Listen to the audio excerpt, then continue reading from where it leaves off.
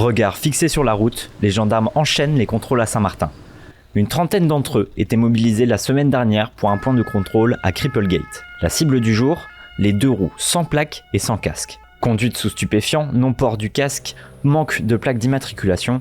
Au total, une dizaine d'infractions à la sécurité routière ont été relevées. Le préfet de Lille, Cyril Levelli, était également aux côtés des forces de l'ordre. Il faut faire des contrôles réguliers pour que la population voit qu'effectivement, tout d'abord, les forces de sécurité sont sur le terrain. L'opération de ce soir, c'est d'abord une sensibilisation à la sécurité routière. Le message, c'est pour les 2 roues, il faut porter un casque pour se protéger. Et c'est également l'application, évidemment, du code de la route, tout simplement. Les contrôles se succèdent lorsque le premier refus d'obtempérer intervient. Putain, il est pas longtemps. Allez les gars, laissez pas partir. Rapidement interpellé, une arme à feu est trouvée sur le conducteur du scooter.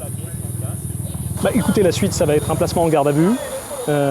Donc la personne va d'abord partir à l'hôpital pour voir si son état de santé est compatible avec une garde à vue.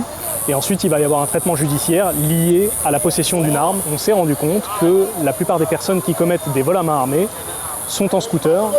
Et donc il s'agit aussi d'un service de prévention, c'est-à-dire potentiellement de détecter des personnes susceptibles de commettre des vols à main armée qui portent des armes sur eux ou des stupéfiants. À la nuit tombée, les gendarmes lèvent le dispositif, mais les patrouilles et la surveillance continuent du côté français.